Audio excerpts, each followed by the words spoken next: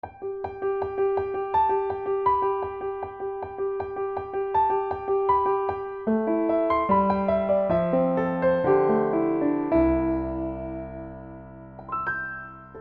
saudara, puji Tuhan, senang boleh menyapa Bapak Ibu Saudara lagi. Saya berharap kita semua dalam keadaan yang baik, sehat selalu dan diberkati Tuhan. Sekalipun hari ini keadaan negeri kita khususnya, kita harus berdoa terus buat bangsa kita Indonesia yang kita kasihi. Karena memang dari segala segi, politik, sosial, ekonomi, bangsa kita sedang mengalami berbagai macam hantaman yang luar biasa. Saudara, lihat di sekeliling kita ya, betapa pemberitaan utamanya dalam masalah ekonomi, kemudian indeks harga saham yang semakin anjlok, kemudian dolar yang semakin tinggi, itu punya dampak yang signifikan, yang luar biasa dalam kehidupan ini.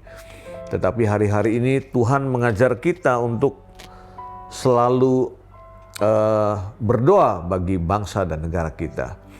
Dan di tengah-tengah keadaan yang semakin tidak menentu ini, tentunya ada janji firman Tuhan yang perlu kita baca atau kebenaran firman Tuhan yang perlu kita baca untuk menguatkan kehidupan kita. Saya mengajak saudara dan saya untuk membaca dalam surat 2 Petrus pasalnya yang ketiga. Surat 2 Petrus pasalnya yang ketiga ayatnya yang ke-9. 2 Petrus pasalnya yang ketiga ayatnya yang ke-9 dikatakan demikian. Tuhan tidak lalai menepati janjinya, sekalipun ada orang yang menganggapnya sebagai kelalaian.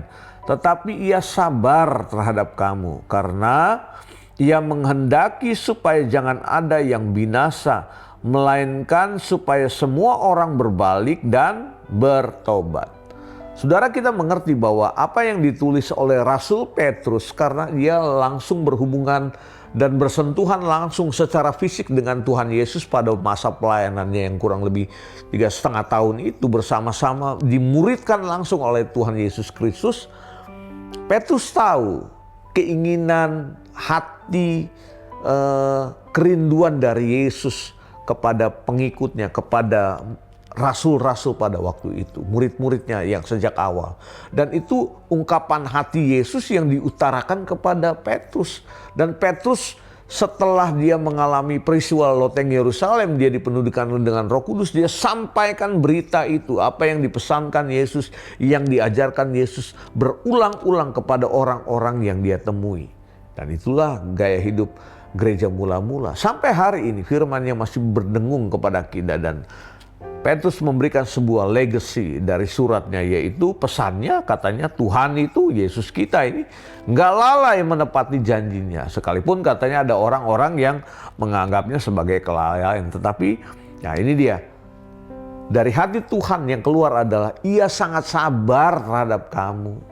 Jadi Tuhan Yesus kita ini adalah Tuhan yang penuh dengan kesabaran. Dengan satu tujuan, apa katanya? Supaya dia menghendaki jangan ada satupun di antara kita yang binasa. Kenapa? Karena menjelang hari Tuhan itu kengerian, saudara-saudara.